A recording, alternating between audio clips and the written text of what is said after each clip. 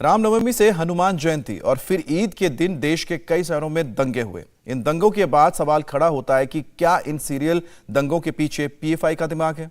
इस सवाल को इसलिए भी ताकत मिल रही है क्योंकि पीएफआई का एक नया टेप सामने आया है और इस टेप से एक बड़ा खुलासा हुआ है। टेप में दिख रहा है कि पीएफआई का नेशनल सेक्रेटरी मोहम्मद शकीफ खुलेआम माइक पर मुसलमानों को भड़का रहा है। इस तरह के वीडियो हर दूसरे हफ्ते जारी किए जा रहे हैं। जो हमारे देश में अभी हो रहा है, ये इंडिया में पहली बार ऐसा नहीं हो रहा है।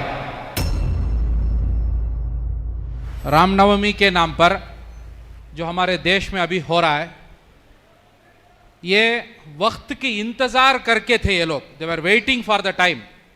इंतजार करके जैसा वक्त आया तो इसको शुरू किए। ये कहीं कोई टपोरी लोग बैठकर प्रोग्राम करके इसको शुरू नहीं किए। देश भर के व्हाट्सएप ग्रुप में इस शख्स का भाषण तेजी से फैलाया जा रहा है। ये शख्स भड़का रहा है, धमकी दे रहा है, वो सब कुछ कह रहा है जो भाईचारे और अमन चैन में खलल पैदा कर रहा है। ये पॉपुलर फ्रंट ऑफ इंडिया यानी पीएफआई का नेशनल सेक्रेटरी मोहम्मद शाकिफ है। वीडियो की तारीख 29 अप्रैल 2022 है। लोकेशन कर्नाटक का मैसूर। ये गेटों में मुसलमान जाकर जीते हैं। वो गेटों में ये आरएसएस के गुंडे 2000-3000 लोग जुलूस निकालकर उधर जाएंगे, मस्जिदों पे हमला करेंगे, मुस्लिमों के घरों पे हमला करेंगे, दुकानों पे हमला करेंगे, जलाएंगे, सब करेंगे। उधर मुसलमान रोकने के लिए आएगा तो उसके घर को टारगेट करेंगे, उसके घर को टारगेट करेंगे। क्या हुआ मध्य प्रदेश में, क्या हो रहा है दिल्ली में, जहांगीरपुरा में क्या हो रहा है? विदाउट परमिशन मुस्लिम मोहल्ला में यह जुलूस निकाला गया। यह जुलूस निकालकर मुसलमानों को टारगेट किया गया। सरकार जो लोग जुलूस निकाले, जो लोग आकर जुल्म किए, जो लोग आकर हमारे नबी के खिलाफ बात किए, जो लोग आकर मुसलमानों पे हमला किए, उन पे कोई कार्रवाई नहीं करेगी। सरकार उल्टा क्या करेगी? इसके घर से पत्थर आया, उसके घर से पत्थर आया, इसका घर थोड़ा इलीगल है, उसका घर का बालकनी थोड़ा बाहर आया है, उसका घर का स्टेयरकेस ठीक नहीं है, बोलकर उसके घर को तोड़ेंगे। और इसके बाद 2 मई 2022 को जोधपुर में दंगाइयों ने तांडव मचा डाला। शाकिफ आरोप लगा रहा है कि सिर्फ मुसलमानों को टारगेट किया जा रहा है।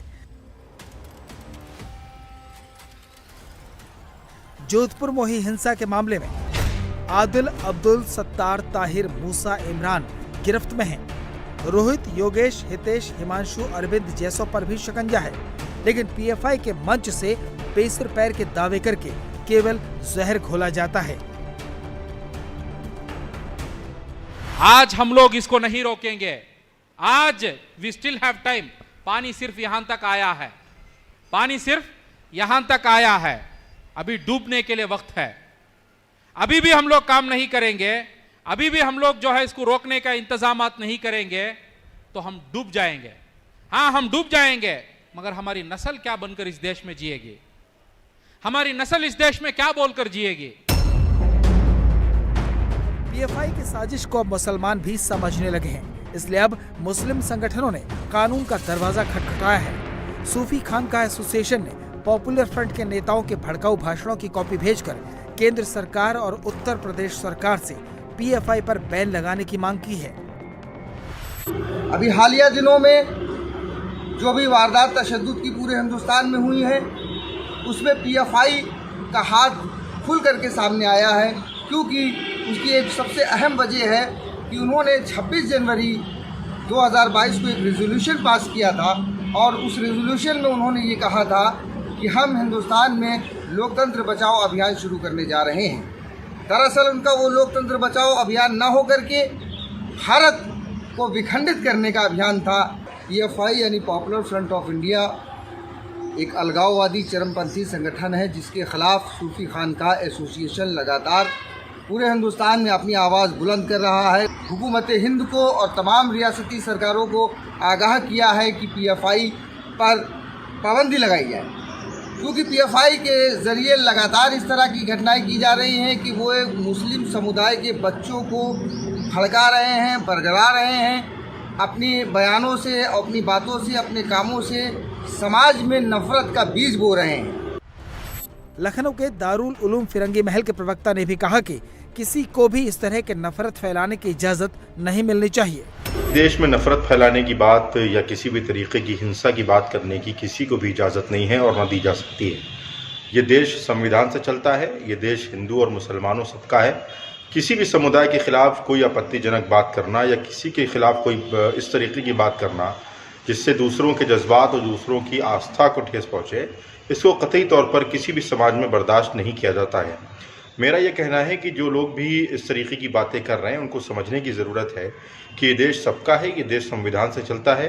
किसी भी कम्युनिटी के खिलाफ नफरत को उभार कर अपना सियासी एजेंडा हासिल करना ये कतई तौर पर बर्दाश्त नहीं किया जाएगा। पीएफआई के भाषणों का टेप सामने आया तो केंद्रीय मंत्री गिरिराज सिंह ने पूछा कि सेकुलरिज्म पर बड़े बड़े भाषण देने वाले अब इन टेपों पर चुप क्यों हैं? भारत में आतंकवादियों को समर्थन देने की बात करे, शरिया कानून की वकालत करे, हिजाब की वकालत करे, तो मैं समझता हूँ कि पीएफआई वही है जो पहले सिम्मी खुला था, वही पीएफआई है, कभी सीएफआई बनेगा। लेकिन उससे भी बड़ा दोषी इस देश के वे लोग हैं जिनकी जुबान सेकुलरिज्म के नाम पर चुप। आधा सच और आधा झूठ बताने वाली पीएफआई की साजिश का शिकार वो नौजवान हो रहे हैं जो इन भाषणों के असर में आ जाते हैं, लेकिन अब ये रिकॉर्ड खुद इनकी पोल खोल रहे हैं। इंडिया टीवी हर वक्त हर जगह डाउनलोड करने के लिए सर्च करें India TV news Google play store या ऐप स्टोर पर।